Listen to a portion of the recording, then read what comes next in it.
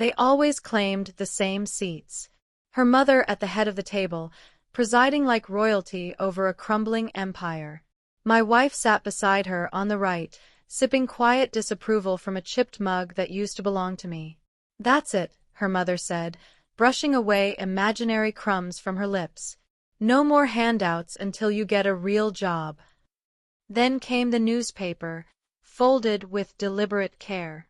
Classifieds. My wife pushed it toward me like a prosecutor laying out evidence. "You need to pull your weight," she said. Not us, you. I looked down at the help wanted ads: retail associate, fry cook, warehouse grunt. A collection of printed slaps in the face. No words were needed to sign the message. Then it happened. The phone buzzed on the counter, screen glowing. A sharp ping. A news update. Her mother squinted. My wife turned the screen so we could all see. LATESTSELF MADEBILLIONAIREVALSIDENTITY. Silence swallowed the room. Their eyes locked on the screen. No one moved. Because the face staring back from that headline was mine. Let's rewind 6 years. When we got married, all I had were dreams. Lines of code. Pages of rough ideas scribbled in coffee-stained notebooks, while she either slept or pretended to.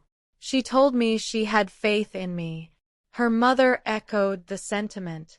Back then, I was the golden son-in-law, the brilliant underdog they could brag about over wine and cheese.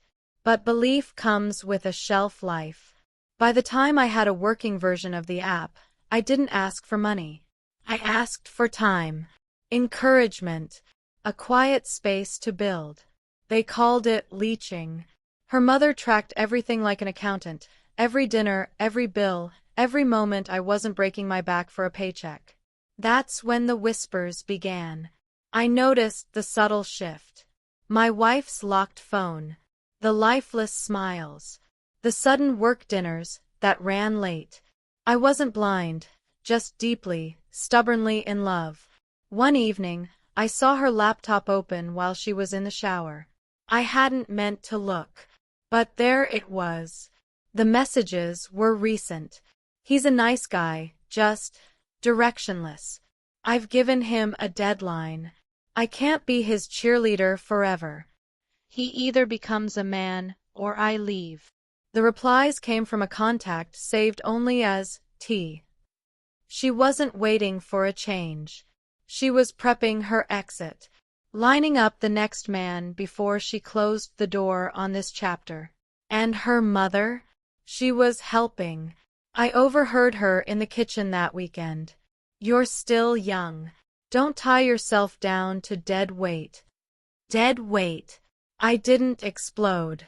I didn't argue. I became still. Because by that point, I didn't need them. What they didn't know was that I'd already found a different kind of partner.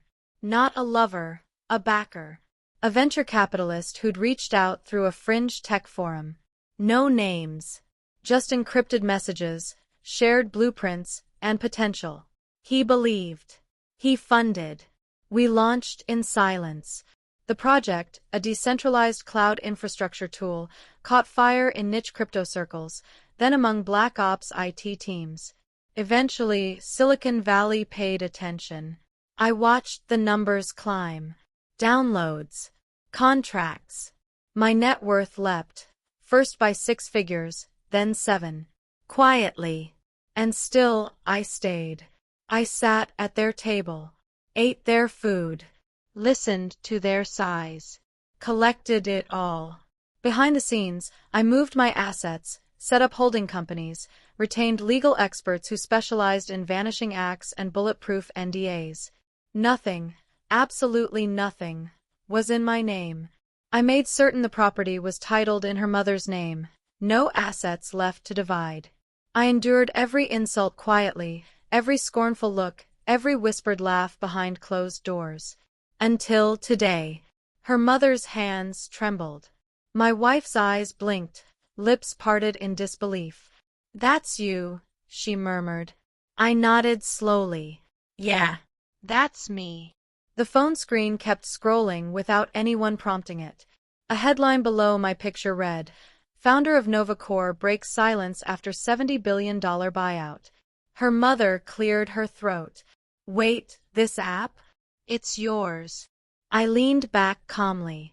I sold it last week. My wife stumbled over her words. You never told me. You never asked. The classifieds slipped from the table, landing softly on the floor. I rose to my feet. A lawyer is coming at 4 o'clock. Divorce papers are already prepared. No contest.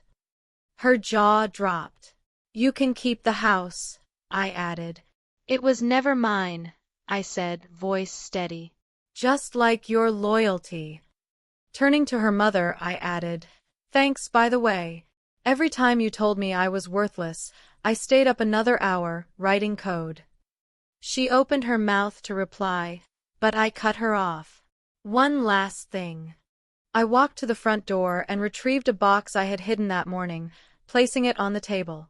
Inside were phones, receipts, printed conversations, and surveillance photos of my wife and her teeth entwined in a car. Their faces went pale. I always finish my homework, I said quietly. Without raising my voice or slamming a door, I left empty-handed. I had already destroyed everything, metaphorically speaking, and they hadn't even noticed the smoke until it had turned to ash in their mouths. Outside, the air was crisp. The driver silently opened the door of a black Mercedes with tinted windows. I slid into the leather seat and exhaled for the first time in weeks. Through the rear window, I glimpsed her silhouette, frozen in place, watching the man she'd looked down on disappear into the life she had imagined she would escape with. She played the long game, but I played it longer. I don't regret a single moment. The silence, the control, the smile I wore while they sharpened knives behind my back. Because now, they have everything they thought they wanted. The house, their freedom, the real job. And I have everything they never saw coming. No more support. I never needed it. Just time and a little nudge.